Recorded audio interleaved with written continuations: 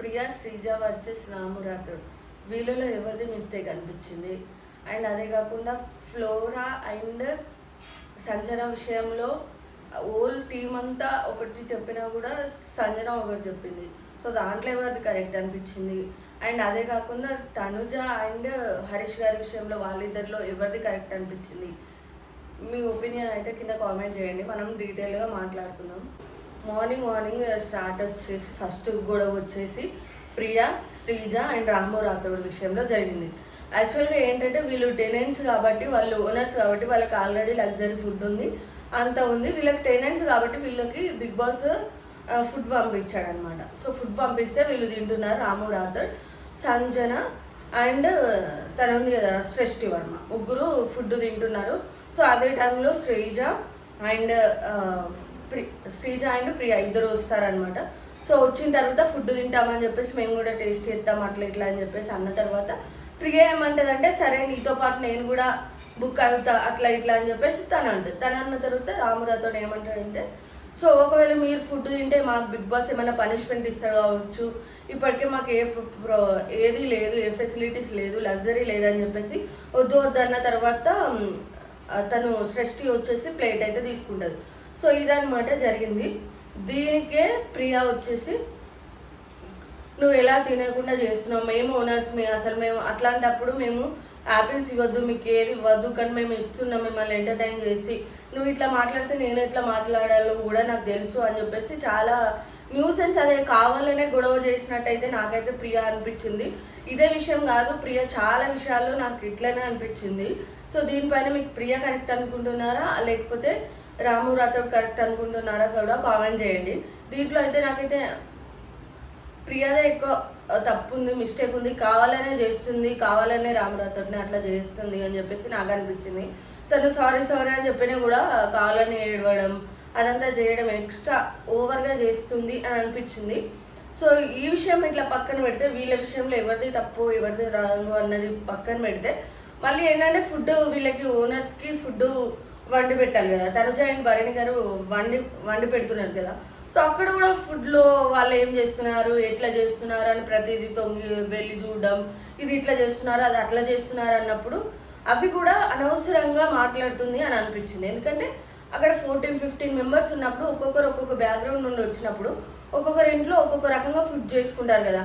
So ఈ విషయంలో కూడా నీకు మీ ఇంట్లో వచ్చినట్టే, మీ ఇంట్లో నీకు చేసినట్టే చేయడం ఇక్కడ అని అంటే కుదరదు కదా, ఎవరి స్టైల్లో వాళ్ళు చేస్తారు కదా. సో మనం అడ్జస్ట్ అయ్యి తినడమే, తినేలాగా ఉంటే సరిపోతుంది కానీ ప్రతిదానికి సీన్ క్రియేట్ చేస్తుంది ప్రియా అని చెప్పేసి నాకైతే అనిపించింది. అండ్ నెక్స్ట్ గొడవ వచ్చేసి మళ్ళీ అదే ఫుడ్ విషయంలోనే హరీష్ గారికి అండ్ తనుజ గారికి జరిగిందనమాట. ఇది గొడవ అన్ను మిస్అండర్స్టాండింగ్ అని చెప్పేసి నేనైతే చెప్తాను. సో వాళ్ళిద్దరు ఏంటంటే సో రైస్ పెడుతుంది అనమాట, తనుజ 2 కప్స్ పెడుతుంది. సో అవి సరిపోతే లేదు ఇంకొక 1/2 కప్ వేయాలి అని చెప్పేసి ఫస్ట్ హరీష్ అంటాడు అనమాట. సో అన్న తర్వాత వేస్తా అని చెప్పేసి తను ఓకే అవుతుంది వేద్దాం అనుకుంటుంది. లేదు మీ ఇష్టం, అది ఓవర్ఫ్లో అయిపోతుందేమో అంటే పొంగిపోతుందేమో అని చెప్పేసి మళ్ళీ వద్దులే నేను మా ఇంట్లో చేస్తాను కానీ వద్దులే మళ్ళీ ఓవర్ఫ్లో అయిపోతుంది అనగానే మళ్ళీ డెమన్ పవన్ వచ్చేసి 1/2 కప్ వేయి అని చెప్పేసి మళ్ళీ డెమన్ పవన్ అంటాడు. అన్న తర్వాత మళ్ళీ మాస్క్ మ్యాన్ ఏమంటాడంటే లేదు సరే మీ ఇష్టం అని చెప్పేసి మళ్ళీ మాస్క్ మ్యాన్ అన్న తర్వాత అప్పుడు తనుజ గారు ఏమనుకుంటారు అని అంటే ఇదంతా చెప్పాడు మళ్ళీ మీ ఇష్టం అంటున్నాడు అని చెప్పేసి తనుజ గారికి అర్థం కాక సో చిన్న మిస్అండర్స్టాండింగ్ వల్ల జరుగుతుంది అనమాట. సో అక్కడ ఏంటంటే తినకేమనిపించిందంటే ఓకే సరిపోదో అని చెప్పేసి తను ఆ ఇంటెన్షన్తో అన్నాడు.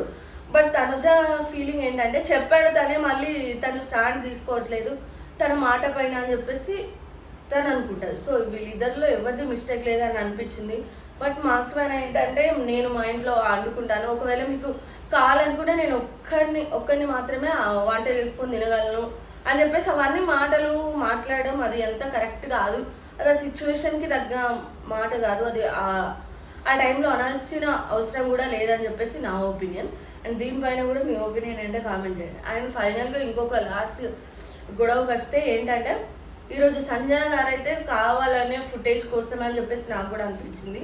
మీలో కూడా ఎంతమందికి అనిపించిందో కూడా కామెంట్ చేయండి. తను కూడా ఫుటేజ్ కోసమా మరి దేనికోసం ఏంటి అన్న తెలీదు, బట్ కావాలనే 14 మెంబర్స్ అందరూ ఒక్క పాయింట్ మీద రైజ్ అయితే తను మాత్రం ఒక్కతే నేను దాంట్లో నుండి దిగనంటే దిగను అంటే వాష్రూమ్లో మన ఇంట్లో అంటే మనకి నచ్చినట్టు పెట్టుకోవచ్చు, అది కామన్ అందరూ వాడే వాష్రూమ్ కాబట్టి.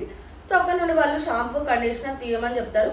లేదు నేను దిగానని చెప్పేసి ఆ వాష్రూమ్ నుండి ఈ వాష్రూమ్ నుండి అటు ఇటు షిఫ్ట్ చేస్తూనే ఉంటుంది. 14 మెంబర్స్ వచ్చి చెప్పినా కూడా తను నేను తీయనంటే తీయనని చెప్పేసి మాట్లాడుతుంది అనమాట.